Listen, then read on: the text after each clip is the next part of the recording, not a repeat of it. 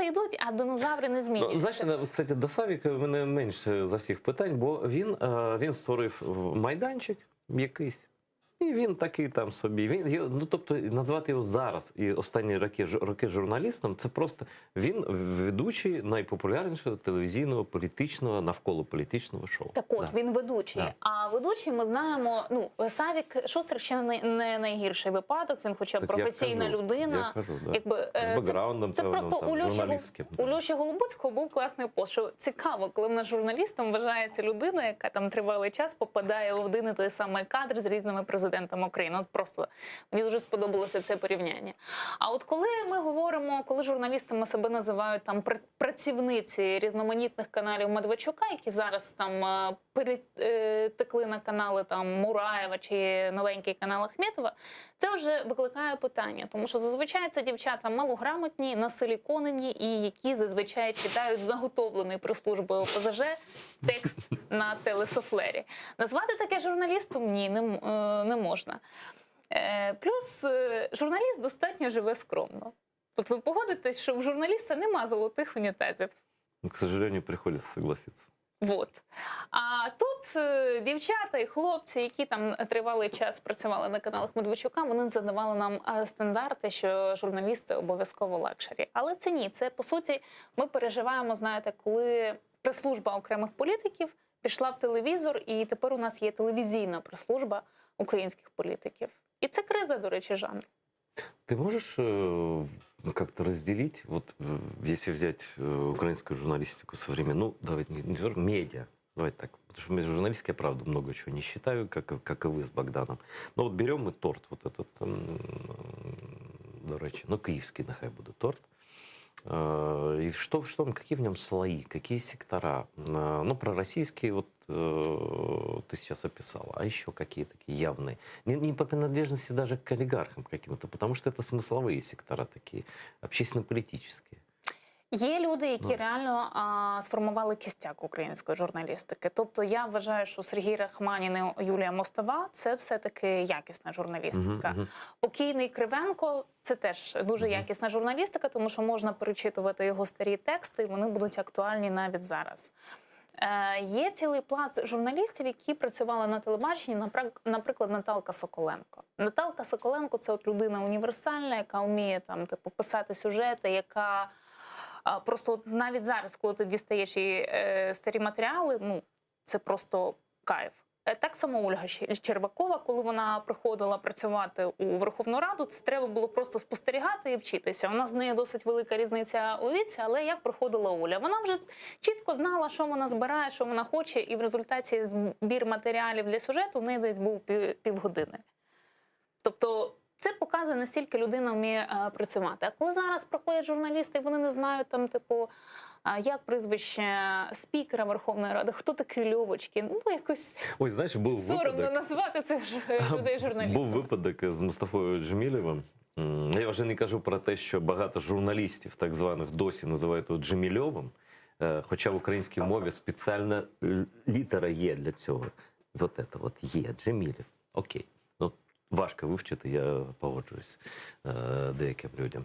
Але я пам'ятаю випадок, коли в нього якась молода журналістка телевізійна брала інтерв'ю і каже: ой, дуже дякую вам за інтерв'ю, як вас звати? Да, дуже цікаво. Я пам'ятаю, що в Раді минулого скликання був Бурбак, був прем'єром Гройсман тоді, і, значить, господи, був ще такий депутат Віталій Корчик. І журналістки не знали, хто з них хто, і періодично вони звертались до Бурбака чи Корчика. Схожі, да? Просто да, вони просто типаж. Але вони взагалі от на голубому глазу думали, що це Гройсман, і питали його про плани уряду. Слушай, ну, это мы все-таки про профессионализм, можем ворчать сколько угодно. Сейчас вообще копипаст царит, берут цитаты из Фейсбука, даже не проверяя, может, там, не знаю, там, бывшая жена взломала какой-нибудь аккаунт, там, или дочь, или кошка написала, в конце концов. Да. Может, это якийсь медиапроект ФСБ. Да, медиапроект ФСБ, да, неважно. Просто берут копипастом, ссылочку поставили, еще хорошо, если ссылочку, и вперед, да. Вот. Проблема, конечно, огромная, это переписывание российских новостей. Это просто вообще какая-то чума, да. И тут еще хуже ситуация, потому что российские источники указывать боятся, но тексты оттуда берут многие. Да. Ну, це ж таке українське малоросійство, що все самое лучшее, оно только вот в Москві і Санкт-Петербургі. І я пам'ятаю, там в 2010-х всі там зачитувались Лентой.ру, Медузой, О, да. СНОП були дуже популярними вообще, в наших кругах. Зараз, на щастя, цього трошки менше, але все одно я бачу, коли там, типу, кажуть, от на це. Або, от, наприклад, ми займаємося активно Ютубом, і там, типу, приходять люди, кажуть, от я смотрела последний випуск Дудя или Невзорова, это так круто. А я кажу, друзі, ну, вчіться аналізувати. От загугліть бодай біографію Невзорова. Ніхто не каже, що він вміє там театрально робити класні сюжети. Але, як на мене, людина, яка любить в кожному публічному своєму інтерв'ю прихвастнуть, що коли він був хлопчиком 8 років, його дідусь працював у спецслужбах і брав його на рейди лісних братів у Балтійських країнах, ну це якось не дуже круто. А це правда? Я щось не Це його слова. Навіть на Вікіпедії є ця цитата. Він любить цим прихвастнуть, фактом. Ну, знаешь, он хотя бы себя никого не изображает. Вот он вот такой вот, как он говорит, ну, я засранец, там, вот такой я там, да. А вот эти дуди, вот эти все изготовленные, это хоть человек с понятным бэкграундом, у него есть его вот эти все ужасные поступки в Литве, все это, все то есть его знают, да? А эти как молодцы из ларца появляются. Вдруг у них появляется миллионная аудитория, они в центре Москвы имеют офисы. И все хорошо. И наш вот этот вот малоросский вот этот ребятенок, вот этот вот бежит за сосочкой вот за этой. Но ты права, все-таки это уходит. И сейчас уже как-то неудобно в журналистских кругах, по крайней мере, у нас вспоминать «Медузу», зная, во что она превратилась, вспоминать Ленту.ру, как-то вот то, что я и вы там, наверное, тоже с Богданом говорили сколько-то лет назад, и когда меня тыкали пальцем и говорили, ты экстремист, ты вообще не журналист, вот «Медуза» настоящая журналистика, сейчас таки, как-то, если сказать «Медуза» громко где-нибудь в каком-то около журналистском баре, то все вот эти украинские леваки, они так под стол сразу глядят, потому что, ну, как-то немножко... Ну, власне, так. А от чому небезпека Дудя? Дудь періодично любить прихвастнуть, що у мене же є українські корні, поэтому я же свой. Українські корні. Да, українські. Конечно, да, обов'язково наголос на цьому складі. І пам'ятаєте, був у нього сюжет із Антоном Птушкіним, де Дудь похизувався, що він там 2 речення може скласти українською мовою. Боже, скільки я читала потім в Фейсбуці. Восторгов, да, всяких наших міщаночок і міщан. О, Боже, Дудь знає український язик, класно, вау! А я кажу, ребята, ви додивилися цей сюжет? Він звертався до дуже симпатичного, успішного лікаря із Запоріжжя. І там було здивування, що саме цей успішний лікар, який там буквально днями захистив кандидатську дисертацію своїм умом, а не як Кива, сказав, що от я для себе, значить, вирішив, що я прийду на українську мову, і тут, значить, в Туреччині, коли я тут ходжу по цій туристичній стежці, вирішив вже остаточно говорити українською. От цього вони не помітили. Зате, коли тут заговорив українською, боже, це круто. Але мені дуже подобається, знаєте, що ці всі ФСБшні канцєри, вони ж паляться інколи самі цього не розуміючи. І Дудя дуже класно спалив Івангай. Простий пацанчик, наш геймер, який не дуже вправний оратор, але який от своїми фішечками спалив Дудя дотла. Прям дотла? Дотла. Ну, Дудь, вот на самом деле мне даже приходилось со знакомыми людьми здесь, с нормальными людьми. Ну, он, конечно, еще симпатичный малый такой, да, и девочки такие, вот так интересно, вот он снимает при репрессии кино. Я говорю, он снимает то, что ему утверждают в программе партии, да, и никакой ютубер, ну, скажу, почему я тогда в Москве не сижу и не веду ютуб-канал там из центра города, да, а что нет-то, да? Вот. Я абсолютно уверен, что у него родственники это какие-нибудь... не уверен. Бабченко же проверил, у него родственник, у него отец зав воєнної кафедри Бауманського університету. В Національній академії, яка от готує всі ці військові кадри. Ну, то есть там 8 штампов допуска ФСБ, там КГБ еще, может, с тех времен, да. То есть мальчик не из ниоткуда, мальчик понятно какой. И вот, значит, наши украинцы... вообще, конечно, с другой стороны, наших вот этих меньшевартых жаль. Все как-то вот лопаются пузыри, уже не знают. А кто сейчас у них кумир? Вот после Дудя еще кто-то остался? Дивіться, мені дуже подобається, що зараз з розвитком там українського ютубу вони вже почали приглядатися, що і в нас є сексуальні чоловіки. От, наприклад, дуже багатьом подобається Валера Маркус. Ну, видний, дуже фактурний чоловік. Базара немає, як то кажуть. І, вибачте, коли порівняють Дудя і Валеру Маркуса, я б, як жінка, чисто в теорії вибрала б Валеру. Да, Богдан, чисто в теорії. Да. Він про це знає. Даже я бы выбрал Валерия, вот, чисто в теорії. Да, но український Ютуб правда розвивається. І правда, цей розвиток, ну, він помітний. Це і ви з Богданом, це і Валера, це і багато людей. Просто, ну, Стерненка можна згадати. Там, да, Стерненко багато теж. людей, які дуже активно цим займаються. Як ти думаєш, настане той час, коли українська аудиторія перестане так залежати від слів з Москви? Чи це вже відбувається? Я стосовно там, ну, молодих людей більше питаю. Стане. От зараз дуже активно почали. І в цьому треба, до речі, віддати належне там приходу Зеленського, да, до влади, коли люди зрозуміли, що якщо ми хочемо зберегти і посилити українську ідентичність, саме українську державу, ми маємо там типу цікавитись питаннями політичними всередині, да, розбирати їх для загалу, питаннями, хто ми є історичними, і робити такі екскурси гуманітарного складу. От, наприклад, як твоя підпільна гуманітарка. І в результаті в нас зараз дуже активно розвиваються канали, де розбирають там типу говірки української мови, да? Там типу взагалі хто жив, історію, історичні канали дуже кльово пішли в ріст. І суспільно-політичний контент. Аудиторія цих каналів досить молода. От до нас з Богданом підходять люди часто на вулиці, і ми бачимо, що це от 35, бізнесмен або бізнесменка, людина, яка там впливає, і аудиторія ще й молодша. Тобто зараз великий приріст пішов тих людей, яким 24 і до 35. Тобто дуже класно, мені подобається. Це те, до речі, чого немає вже на українських телевізійних каналах. Тому вот, що то есть размежевание возрастное идет очень сильное. То есть вот это поколение, которое ты сказала, эти точно, если и смотрят телевизор, то очень редко, и то какие-нибудь программы они из Ютуба опять же берут, или откуда-то с Фейсбука. Їм немає часу, немає часу дивитися там серіали, там «Волшебне кольцо» і там «Доярка з Хацапетовки». Просто немає. Вони вибирають те, що їм подобається, і те, кому вони довіряють. Вот хочу, чтобы ты, как человек, который опять зануренный, скажи нашим, у нас зрители многие живут на оккупированных территориях, да? У нас не наивная аудитория, все-таки крымские татары разбираются. Конечно, они эту лапшу-то совсем уже не будут смотреть, но просто скорее даже никто там кого лучше не смотреть, а вот кого лучше кого смотреть и что смотреть. Дай какое-то меню украинских каналов новых, которых было бы интересно смотреть и жителям оккупированных территорий, чтобы не отрываться от нашей страны. И что это действительно честные проекты, а не какое-то там двойное дно. Ну, я орієнтуюсь на свої смаки.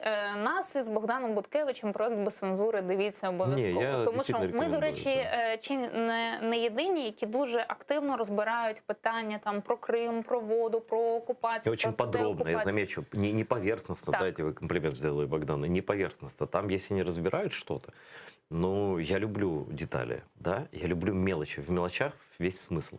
И вот они порой так бывает, я не все смотрю, но на многие ролики попадал, где вы настолько тонко разбираете эти манипуляции, что прям мне, как старому редактору, мне приятно, вас хвалю. Вот. Це чудово. Я взагалі вважаю, що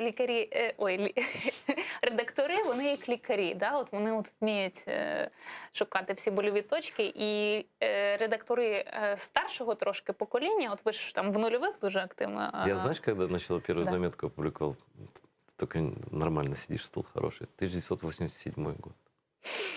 Даже Боже, это як добре ви еще виглядаєте. динозавры, да, были тогда еще? Да, так от, без цензури дивіться, тому що ми говоримо про Крим, не замовчуємо. Я взагалі для себе з початку окупації поставила питання, що я активно займаюся темами політв'язнів, Криму, звільнення, Чорноморської акваторії, тому що це важливо. Я знаю, що багато людей не візьметься за цю тему, тому що це не буде Типу не рейтинг, типу не хайпово, хайп, там, да. не рейтингово, але для мене це важливо. До речі, мені приємно, коли пишуть і дивляться наш проект люди з окупованого Криму. От там пишуть, я з Ялти, я з Бахчисараю, я там звідкись. І це є контакт, мені це приємно. Обов'язково дивіться «Історія без міфів». Валерій Мараєв – це історик, він викладач Київського національного університету, молода людина, дуже фахово розбирає історичні всі історії. І там просто у росіян просто рве, тому що це розрив шаблонів. Хорошие сапоги Да, надо не про брать, цю там да. сільську Україну, яка там їла сальце, і про кримських татар, які от це ніоткуди взялись. Там дуже класно, детальний розбір, як все жило в Україні, як всі ці історії функціонували між собою, і чому Крим – це Україна в тому числі. Стерненко – цікава історія. Стерненко – це для дуже молодої аудиторії. Його дивляться студенти-початківці. Слухай, йому самому 25 років. Так це класно. Розумієте, що у української молоді з'явився свій кумір. І цей хлопець зробив себе сам. Це дуже круто. Потім є ж різні канали, які треба подивитися. Є кулінарний навіть канал, україномовний, який от просто шалено почав розвиватися. Лілія Цвіт називається. Там просто жінка десь із Західної України, але вона настільки приємна, вона така господинька, вона там все там пече, варить, і це от дуже прикольно дивитись. Женя Клопотенко дуже крутий пацан. Оце теж те, що я вважаю більш сексуальним і кращим, ніж те, що раніше там вважалось Дудем. А Женя, він же не просто кулінар, він психолог тонкий. І він поставив собі за мету от показати, як виглядала там кухня терен України там часів Гетьманщини, 200 років тому. Хто такі взагалі українці? Що українці – це не про галушки і не про борщ. Це набагато змістовніша історія. І треба віддати належне, що Женя таки вирвав оцю російську пропаганду, яка навіть борщ наш хотіла вкрасти. Да, но это очень смешно, конечно. Я, как человек, живший на других территориях, могу сказать, что никакого борща там нет. И никогда не там было. нет борща. Там есть щи разной степени Кулебяки, да? качественности. Ну, я не знаю, что такое кулебяк. Это в каких-то Там сказках. щось таке з рибою розтягає какие-то. Это пирожок такой раздвинутый, да? Но все пирожки, они, мне кажется, с Китая. Я все это видел в Китае где-то. Ну, пельмені точно з Китаю. Ну да. Но щи вообще, если что об этом говорить, в Сибири зачем делались? Там холодно, и вываривали кости, вываривали в мясо, значит, это укладывали в бочки и замораживали. А потом, значит, топором отрубали кусок, разогревали в печи и ели. Это без шуток так. То есть борщ так не существует. Борщ это блюдо южное, оно не может быть северное, оно выцветет. Просто в замороженном виде буряк это будет, я не знаю, какого цвета. Він згниє. Він просто згниє, якщо буде дуже холодно. Так само капуста. Капуста, я недавно друзьям делал настоящие серые русские щи, чтобы они знали разницу, чтобы никто из моего окружения не мог усомниться даже. Я такой волонтер такой. И варится очень просто, ничего не обжаривается, все кинули в кастрюлю и подождали. Да? Для определенных целей утром это подходит, честно говоря, но так это не очень эстетично, в принципе, выглядит. Но как бы каждый народ живет в своих условиях. Но борщ это 100% не там. Это южный. Ты знаешь, что даже херсонский борщ есть с помидорами. Это вот да, где не буряк, а помидоры, да? Ну, буряк там взагалі в основі буряк, тобто навіть в херсонському борщі буряк це... Мені казали от з Херсонщини, що навіть в деяких місцях готують традиційно, для червоного кольору цього, використовують не буряк. Ну, це вже ноу-хау, да. Коли помідори там з'явились. Ми ж звісно, зрозумієте, да. що помідори ж не просто так переїхали. Маємо враховувати Колумба ще, да. Да, Колумба. До Колумба все було на бурячку, а вже потім там почались всі ці кулінарні ізлішества. Ну, хорошо, что ты рассказал. На самом деле, я даже не знал про этих нескольких людей. Если кого-то еще вспомнишь, говори смело, потому что хочется смотреть что-то такое, где нет... Даже иногда смотришь, знаешь, какие-то спортивные каналы, и вроде они не политические, или какие-нибудь кулинарные, опять же, да, и вроде не политические, но где-нибудь какая-нибудь кацапня проскочит. Вот они не могут без этого, даже делая какие-то вообще не политические. Ну, в нас же ж дуже хотіли тривалий час імітувати Дудя. От я знаю там багатьох журналістів, які там типу вагалися, чи лишатися їм на телеку, чи йти в Ютубі, які казали, я от хочу, щоб було як у Дудя, дорого, багато, от студія, кирпична стіна, я от ножки так вот это там махаю стульчиками, махаю ножками на на стульчику. Тут они копировали ее до мелочей, да? Але ж розумієте, воно ж все одно вторинно виглядає. Тому що при всіх його плюсах-мінусах це російський дуже потужний продукт пропаганди, і він оригінальний. Оригинал всегда лучше копии. 100%. Копию сколько ты не делаешь. І ще ж, коли у нас люди займаються культурними темами, шоу-бізом, їм обов'язково треба притягнути якогось там русского репера, да, чи ще когось. І це виглядає трошки потворно. От є там Реміна, да, досить успішний ютуб-блогер український, ну, треба віддати належне, дівчинка дуже така здібна, працьовита. Але в неї постійно якісь там російські зірки, і постійно, що мені не подобається, то вона абсолютно молода людина. Але в неї бажання в кожному інтерв'ю: так, а скажите, а почему? Может, вот в Советском Союзе было бы лучше? Там же вот все дешево было и красиво, да, и вкусно. Серьезно? Да, вот Это вот уявить девочка, себе. которая вообще не может Да. даже гипотетически помнить Советского Союза. Да. Ну, я думаю, это от среды, от родителей, наверное, какие-то воспоминания, вздохи бабушкины. Пломбир же вкусный был. Ну, Да. а зараз заходите в супермаркет, і не тільки пломбір, а все, що завгодно. Нет, нынешний супермаркет, если бы он вдруг представить его в Советском Союзе, скажем, 87-го года или 89-го, вот если просто я такой мальчик в 87-м году захожу в современный супермаркет, сразу в скорую помощь и сразу в сумасшедший дом. Потому что Да. это представить было невозможно. То, как сейчас живут, какие копейки стоит все по сравнению... вот ты тоже не помнишь. Копили на проигрыватель. Вот этот свертушка, вот эта фигнюшка, да, копили, в кредит брали за 200 рублей. Телевизор стоил 600 рублей, это было 4 зарплаты средних в 80-е годы. Я не так давно прочитала дуже прикольну книжку «Шпигун на мільярд» про Альфреда Толкачова. Це, до речі, був останній шпигун, який працював на Америку в Радянському Союзі, який, до речі, був страчений уже при Горбачові. Чому? Тому що ця людина, вона була, до речі, дитиною політрепресованих, і вона собі поставила за мету ламати радянську владу із середини. І він працював на науково-дослідницькому значить, виробництві, де були оці всі історії, де Радянський Союз виробляв систему захисту своїх радіочастот. Угу. І цей, значить, Толмачов вийшов на американських розвідників, він їм там протягом 5, по-моєму, років здавав секрети радянських ракет. І уявіть собі, да, він не просив за це грошей. Він, наприклад, просив там набір для креслення для сина, чи альбом там Бітлз зайвий, чи там альбом якогось американського рокера, якісь там нові джинси для дружини. От уявіть собі, люди за це видавали секрети просто на мільярди. Американці потім дали оцінку, яку вартість він от приніс їм, да, своїми секретами, там було кілька мільярдів доларів. А его убили, да? Так, його Расстреляли. да, стратили. Слушай, что тебе кажется? Да, во-первых, хочу сказать, что если бы какие-нибудь молодые люди начали высмеивать совок, а хроники достаточно совковые, если бы кто-то хотел это сделать остроумно, это даже среди молодежи пользуется популярностью, потому что люди просто не представляют, как заходишь в магазин, там ничего нет вообще. Зашел, и лежит паста «Океан» из хвостов мента сделанная, и все. И так смотришь, и буханка хлеба. А сахар в 4 утра надо занимать очередь, да? Вот я бы этих хипстеров не построил бы в эту вот очередь до хлебного-то. Ну, це ж ще це поширення ідеї лівачизму, що все хорошо, надо бути толерантним, всі люди должны жити мирно. Да, давай про левацтво поговорим Да. в украинской журналистике. Что это за явище такое? Потому что у меня часто, я там нутром чую, но я не могу определение дать этому явлению. Вот. Что такое Украина? Это же не шпионство, это левацтво. Вот оно...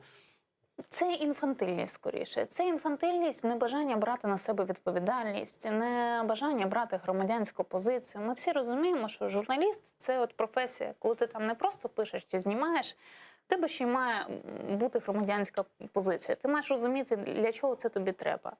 Якщо це для того, щоб в тебе були зайві грошенята, щоб там піти в модний клуб, це не про громадянську відповідальність, це про особистий комфорт.